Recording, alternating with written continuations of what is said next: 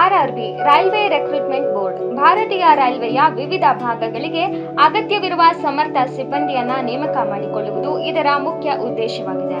ಇದೀಗ ಆರ್ಆರ್ಬಿ ಖಾಲಿ ಇರುವ 11,127 ಅಸಿಸ್ಟೆಂಟ್ ಲೋಕೋ ಪೈಲಟ್ ಹುದ್ದೆಗಳ ಭರ್ತಿಗೆ ಅರ್ಜಿ ಆಹ್ವಾನಿಸಿದೆ. ಈ ಹುದ್ದೆಗಳಿಗೆ ಅರ್ಜಿ ಸಲ್ಲಿಸುವ ಅಭ್ಯರ್ಥಿಗಳು ಮಾನ್ಯತೆ ಪಡೆದ ವಿಶ್ವವಿದ್ಯಾಲಯ ಅಥವಾ ಮಂಡಳಿಯಿಂದ ಐಟಿಐ ಡಿಪ್ಲೊಮೊ ಅಥವಾ ಯಾವುದೇ ಪದವಿ ಪೂರ್ಣಗೊಳಿಸಿರಬೇಕು.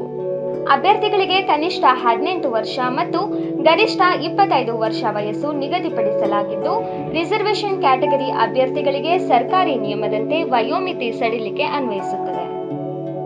ಅಭ್ಯರ್ಥಿಗಳಿಗೆ ಅರ್ಜಿ ಶುಲ್ಕ ಇರುವುದಿಲ್ಲ. ಅರ್ಜಿ ಸಲ್ಲಿಸಿದ ಅಭ್ಯರ್ಥಿಗಳನ್ನು ಯಾವುದೇ ಪರೀಕ್ಷೆ ಇಲ್ಲದೆ ಕೇವಲ ಇಂಟರ್ವ್ಯೂ ಆಧಾರದ ಮೇಲೆ ಆಯ್ಕೆ ಮಾಡಲಾಗುತ್ತದೆ.